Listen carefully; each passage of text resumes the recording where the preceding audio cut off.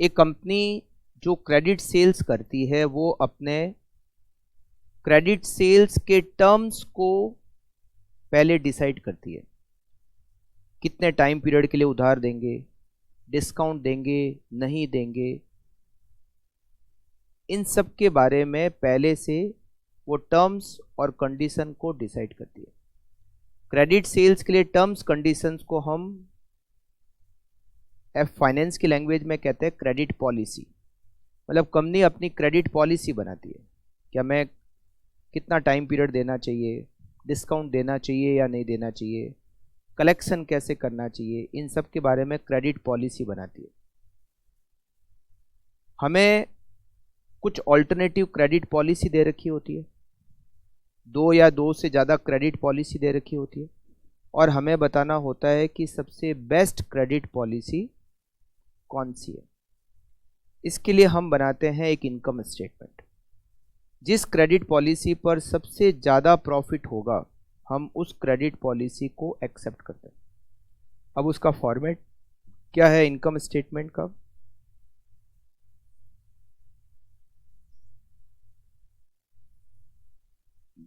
Income statement of different credit policy.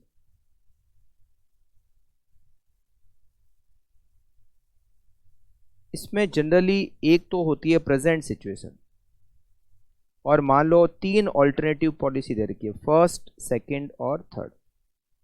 अभी income statement का format कैसे बनाना आपको? सबसे पहले तो आपको इसमें लिखना है credit period. Credit period generally days में या मंथ में होता है, वीक में भी हो सकता है, डेज, वीक या मंथ, जिसमें भी आपको दे रखा है। आपको सबसे पहले तो क्रेडिट पीरियड लिखना है जो आपको क्वेश्चन में दिया होगा। फिर कितनी सेल्स होगी हर क्रेडिट पॉलिसी पर वो आपको लिखना है। फिर 2 एक्सपेंडिचर, एक तो वेरिएबल कॉस्ट और एक फिक्स कॉस्ट। फिक्स कॉस्ट के बारे में ये ध्यान रखना है कि अभी प्रेजेंट में जो फिक्स कॉस्ट है हर पॉलिसी पर वही फिक्स कॉस्ट रहेगी, मगर वेरिएबल कॉस्ट सेल्स के साथ में चेंज होती जाएगी। जैसे जैसे सेल्स चेंज होगी वैसे वैसे वेरिएबल कॉस्ट भी चेंज होगी।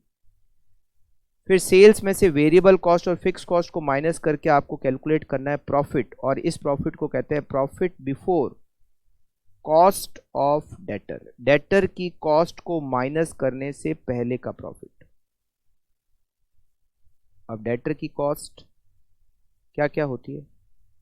डेटर की कॉस्ट होती है जिसमें हम इंक्लूड करते हैं,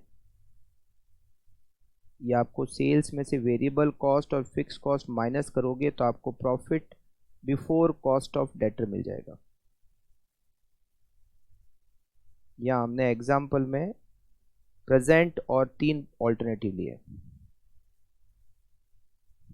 अब डेटर की कॉस्ट में आता है बैड डेट्स।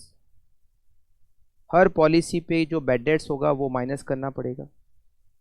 बैड डेट्स के आपको परसेंटेज दिए हुए होंगे, बैड डेट्स के परसेंटेज को सेल से मल्टीप्लाई करोगे तो आपको बैड डेट्स का अमाउंट मिल जाएगा। अगर डेटर को डिस्काउंट देते हैं तो डिस्काउंट दिया हुआ होगा, जो डिस्काउंट का अमाउंट है वो आपको जहाँ जहाँ पे भी डिस्काउंट है वहाँ से माइनस करना पड़ेगा अगर है तो। फिर administrative cost relating to debtor दे रखी होगी, अगर है तो आपको माइनस करनी है। और अगर डेटर से कलेक्शन करने की कोई कॉस्ट दे रखी है तो वो भी आपको माइनस करनी है, कलेक्शन कॉस्ट। ये सब माइनस करने से आपको रिजल्ट मिलेगा profit before tax, PBT, profit before tax. इसमें से आपको माइनस करना है टैक्स, अगर टैक्स है तो आपको मिलेगा नेट प्रॉफिट। अगर टैक्स नहीं है तो जो प्रॉफिट बिफोर टैक्स है उसी को हम नेट प्रॉफिट लिख देंगे। फिर इसमें से हमें माइनस करना है कॉस्ट ऑफ कैपिटल को, कैपिटल की कॉस्ट। ये कैसे निकलता है? जो टोटल कॉस्ट आती है, टोटल कॉस्ट का मतलब होता है variable cost plus fix cost. हर पॉलिसी पे जो टोटल कॉस्ट है उसको मल्टीप्लाई करोगे percentage of cost of capital से। जैसे मान लो कॉस्ट ऑफ कैपिटल के परसेंटेज दिए हुए 20%, तो 20% से मल्टीप्लाई किया। और फिर मल्टीप्लाई करोगे क्रेडिट पीरियड डिवाइडेड बाय 365 या 52 या 12, डिपेंड करता है क्रेडिट पीरियड आपको डेज में दिया हुआ है, मंथ में दिया हुआ है या वीक में दिया हुआ है।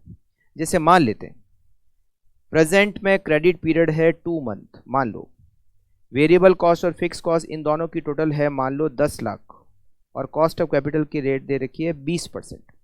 तो कॉस्ट ऑफ कैपिटल कैसे निकालोगे प्रेजेंट पे? Total cost 10 lakh into 20% into 2 divided by 12, 2 महीने का है तो 2 divided by 12, 10 lakh into 20% into 2 by 12, ये हो जाएगा 33,333। इस तरीके से आपको cost of capital her alternative पर और प्रेजेंट पे कैलकुलेट करना है। नेट प्रॉफिट में से आप माइनस करोगे कॉस्ट ऑफ कैपिटल तो आपको मिलेगा प्रॉफिट फ्रॉम क्रेडिट सेल्स। क्या मिलेगा? Profit from credit sales. जिस ऑल्टरनेटिव पर प्रॉफिट फ्रॉम क्रेडिट सेल्स सबसे ज़्यादा होता है हम उस ऑल्टरनेटिव को एक्सेप्ट करते हैं।